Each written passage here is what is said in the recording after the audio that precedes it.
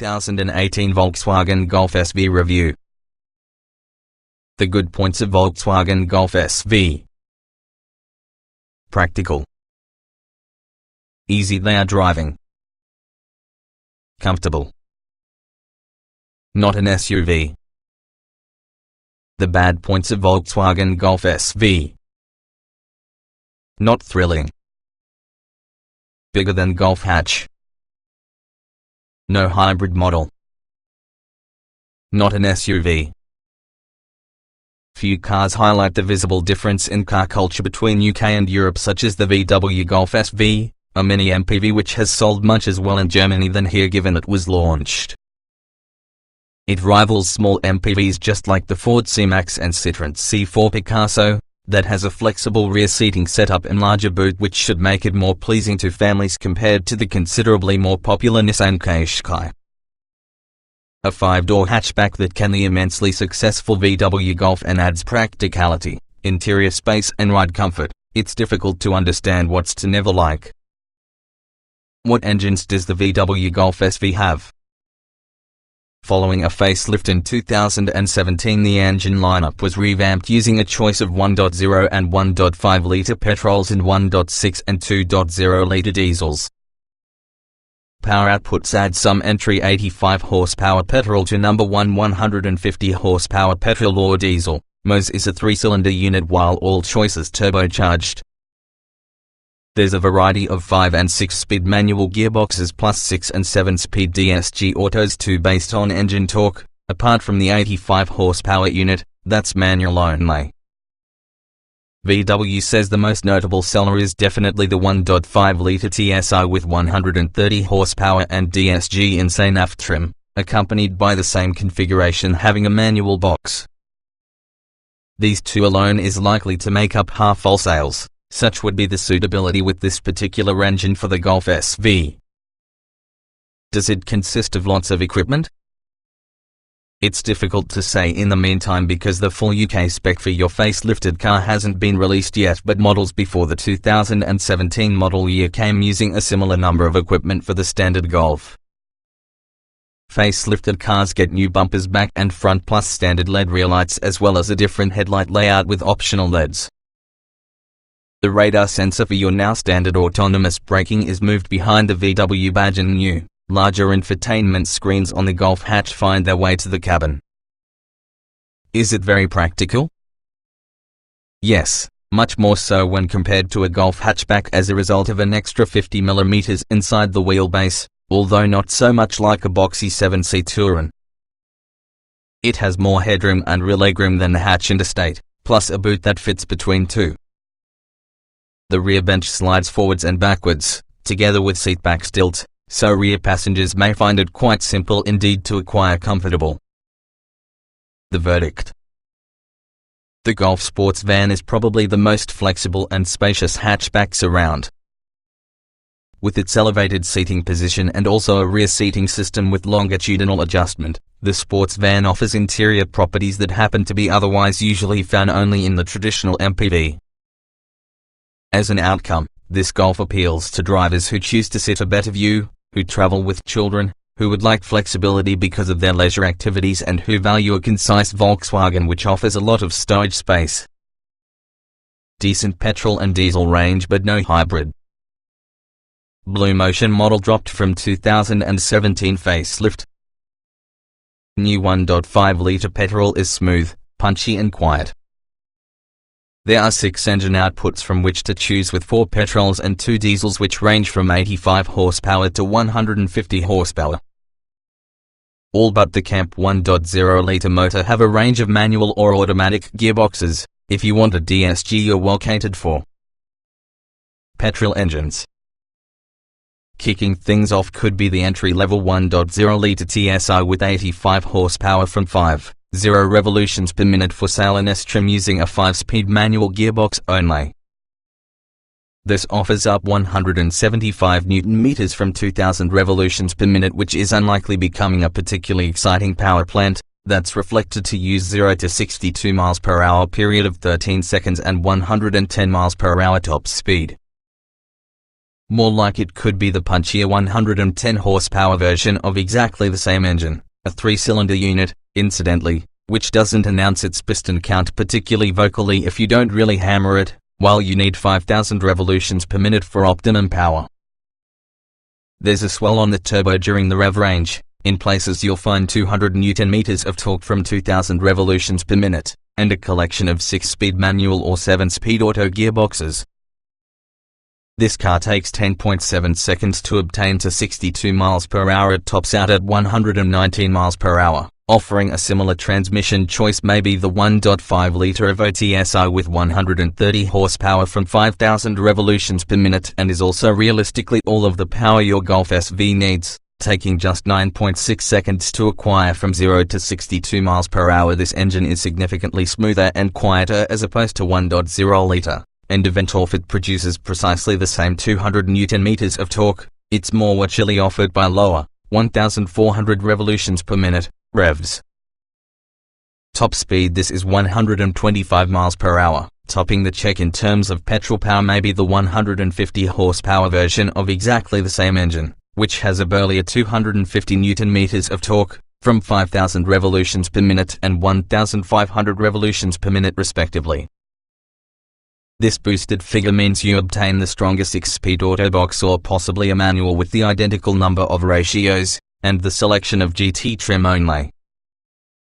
It's faster too, with 0 to 62 miles per hour taking 8.8 seconds, and the very best speed is 132 miles per hour, diesel engines. These won't arrive from the UK until 2018, when we'll be among the first to obtain behind the wheel that has a 1.6-liter, 115 horsepower unit and also a 2.0-liter 150 horsepower engine, featuring 5-speed manual and 7-speed auto or 6-speed manual and 6-speed auto gearboxes respectively. The latter has proved impressive in larger VW vehicles, for example the Touran and Tiggan, due to its higher torque output, and that we reckon this is a great engine when you regularly fill the auto and boot to max capacity. Similar driving experience to your Golf hatchback. A little more body lean and slower controls though. Dynamic chassis control gives a sportier edge. Like anything else based on VW's one-size-fits-all chassis, called MQB by engineers, what sort of Golf SV drives is spookily similar on the Golf hatchback, so body movements are very well controlled as you move. The steering is nicely weighted and accurate, although assisting you place the auto where you want it to be on the road. The extra height, width and wheelbase means the SV's responses are slightly softened compared to your sharper hatchback, but there's still an abundance of front-end grip, the SV using the identical electronic XDS differential to improve traction over the front axle via a bend. Through the tighter corners, as well as speeds you wouldn't dare travel at with children aboard, it can push wide and commence to lean over more, but it's never unsafe as well as particularly unruly. Tailor your knowledge about performance options. Dynamic chassis control, which alters the responses with the suspension, can be acquired, but our experience in the Golf hatchback suggests which should your car stop kitted out, therefore, you'll rarely notice its loss. A drive select system with comfort, eco, sport and individual, allowing users to tailor all responses, modes for your steering, engine and, where fitted, automatic gearbox responses is accessible on higher spec cars. Regardless of the steering isn't laden with feel and feedback, yet it is more than appropriate for a family car in this type. Dashboard design looks just like Golf hatchback. Cars from 2017 feature larger infotainment screens. High driving position offers commanding view out. The cabin in the Golf SV is going to be like a home from your own home to anyone who's been within a Golf hatchback, with switchgear, instruments and plastics shared across both cars. That's a very important thing though, mainly because it means the motive force is flanked by high-quality materials, clear and straightforward to watch instruments plus straightforward to operate yet robust switchgear. It's not exactly the same though. The SV carries a slightly different dashboard to your hatchback, which can be higher up and features instruments and also the infotainment screen inside a more prominent position, causing them to very clear and to see and reach. New infotainment screen for 2017. We particularly just like the touchscreen infotainment system, upgraded for 2017 with the 8.0-inch standard unit plus the superbly crisp 9.2-inch optional Discover Pro sat-nav system. Both feature the wonderful proximity sensor touch system. Menus and controls are hidden until your hand is at the screen, but annoyingly the smaller screen carries a physical volume knob to the stereo. Elsewhere there's a soft touch dashboard, a range of inlays and sculpted 3-spoke leader, all offering an air of quality. While this is usually a taller car, the driving position, although higher, is much just like the hatchback. That makes it more rewarding and much less taxing drive an automobile. Supremely comfortable ride in spite of wheel size. Only improved with the optional adaptive dampers. Quiet, spacious cabin with little petrol engine interruption. Volkswagen Golf SV comfort is dealt with by a sizable, spacious and airy feeling interior. The front seats include a lot of adjustment, along with the driver's seat can be specified with extra padding and also a massage function, called Ergo Active. There's even adjustment with the rear bench, which could slide fore and aft across an array of 180 mm, meaning you'll be able to prioritize boot or legroom. Do the latter as well as the SV becomes positively sumptuous, with plenty legroom for adults to stretch behind others, using the option to recline the backrest angle at the same time. We reckon the Guts rear seat is really a little narrow to get more generously proportioned adults though. Remember those sat through the rear bench will have to be well acquainted, at least they are going to be by the end from the journey. Quiet engines and cushy suspension. New for 2017 a few updated petrol engines, an even and, occasionally, silent 1.5-litre unit as well as a surprisingly hushed 1.0-litre 3-cylinder. Both do have to be vocal at higher revs, but in case you resign yourself to wafting around in a relaxed pace you'll barely hear either. We haven't tried the diesel lineup yet but would expect those motors as a bit more present. The firm's adaptive chassis is surely an option, and for that reason fitted a Golf SV rides beautifully, though we'd wager few will require advantage on the slightly firmer sport mode. Even without the adaptive suspension the Golf SV rides adequately, with supple responses to road surface changes and usually excellent body control to abate seasickness. There's little wind or engine noise making its way to the cabin either, in spite of speed. Without matter what size wheels were about the cars we drove, road noise was kept into a minimum too. In fact the Golf SV was generally a refined and comfy companion. Full UK spec for 2017 car still being finalised. 4 trim levels called S, SE, NAF and GT. Blue Motion Eco trim dropped with 2017 facelift. We'll need to wait for just a full UK spec to the facelifted car, but it's likely to be a comparable offering for the current model, albeit with the upgraded infotainment screen. Trim levels are known as S, SE, NAF and GT. There's no Blue Motion car anymore because this was dropped inside the 2017 facelift. Standard Volkswagen Golf SV equipment. Kicking things off would be the entry-level S trim, which comes with Bluetooth connectivity, DAB radio, 8.0-inch touchscreen control, aircon, XDS electronic differential. Upgrade to a SE model and you'll reap the benefits of these additions. Adaptive cruise control, 16-inch alloy wheels, body-colored door handles and mirrors, air vents and tables for rear passengers, leather tire and gear lever, automatic lights and wipers, drive modes. SE NAF spec adds the Discover sat-nav system, while top-from-the-line GT completes the range together with the following: 17-inch alloy wheels, sports suspension, tinted rear windows, electric mirrors, front and rear parking sensors, Alcantara and cloth seats, optional VW Golf SV accessories. Again, We'll find out more about the facelifted car in the event the full UK spec is released, but currently it is possible to get a slightly bewildering listing of options and accessories. There's many methods from a heated tire to 18-inch alloy wheels, plus things such as dynamic chassis control, a deluxe climate windscreen, a massaging ergo-active driver's seat, keyless access, reversing camera, leather seats, as well as an upgraded audio system called Dynaudio Excite. Golf SV enjoys a 5-star Euro NCAP rating. Facelifted cars gain from autonomous braking. Options including traffic jam and emergency assist. Like the Golf hatchback on what it's based, safety levels for that Golf SV are high, scoring 5 stars when tested because of the experts at Euro NCAP.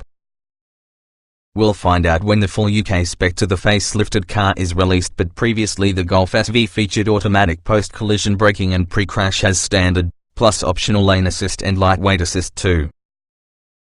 Cars from 2017 on totally have 2 autonomous braking systems fitted as standard. Front assist avoids cars while pedestrian monitoring spots people, plus there are several optional assistance systems. These include traffic jam assist, emergency assist. This jolts the brakes to wake a sleeping driver, which enable it to slow your vehicle to a stop, plus Park Assist 3.0 and Trailer Assist. How many ISOFIX seats can I fit within a VW Golf SV? Unlike the more expensive VW Touran, the Golf SV offers 2 ISOFIX points through the rear bench, but they're just like easy to locate due to similar molded plastic tunnels inside seatback that slowly move the child seat into place, and protect your upholstery. Vast cabin offers great head and legroom than other Golf models. Clever packaging means the SV is shorter as opposed to estate. Boot space ranges from 501,520 litres according to seat layout. Interior space is the thing that the Golf SV is dependent on, and that means a substantial and airy cabin with ample leg and headroom all over. The SV has another 50mm relating to the wheels, so there's enough room within the back to get a 6-foot-plus adult, even behind a similarly sized driver. There's enough headroom within the rear middle and just a small transmission tunnel to straddle. Even so, the seat itself is narrower as opposed to outer pair, so best accessible your thinnest occupant.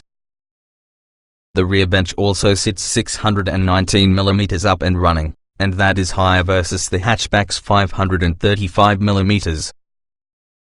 That's something elderly passengers will appreciate. You'll take pride in means loading a child seat is a lesser back-breaking affair. Finally, the spine bench offers greater flexibility than another Golf, as it can be slid forwards and backwards by around 180mm, determined by whether you wish more passenger or luggage space. As you'd think about, the Golf SV is longer versus the hatchback but shorter compared to estate, offering an equilibrium of compact dimensions and practicality, as opposed to excelling in area. That entails it all the simple to park though, particularly when you select the Park Assist option. This tech is now rolling around in its 3rd generation, which enable it to drive your vehicle in and out of bay or parallel spaces. Usefully for parents having a buggy to load and unload, or anybody else who needs regular access on the boot, this product can also park the auto nose in with the bay likewise. Not only could be the Golf SV's boot 120 litres larger as opposed to standard car, it's more flexible too, because of a rear bench that may slide forwards and backwards by 180mm to improve luggage space or passenger space. The seats slide, which has a 60 hours 40 minutes split but collapse, kind of, individually as a result of a curiosity in what sort of chairs are arranged. The only seat which can't be folded by itself may be the left one, which takes the center with it. You can fold the appropriate or middle one by itself inside a kind of halfway house relating to the Golf hatchback's 2 and also the Touran's 3 individual seats. That means the load space may be expanded from 500 to 590 litres by sliding the seats, whilst the full 1520 litres is unlocked by folding them flat. That's 250, a lot more than hatchback, and 140 under estate. To get the maximum boot space, you have to move the variable height floor down 133mm to its lowest setting, sacrificing the, relatively, flat load space. A folding front passenger seat emerged as an substitute for allow longer items measuring nearly 2,484 mm to become transported.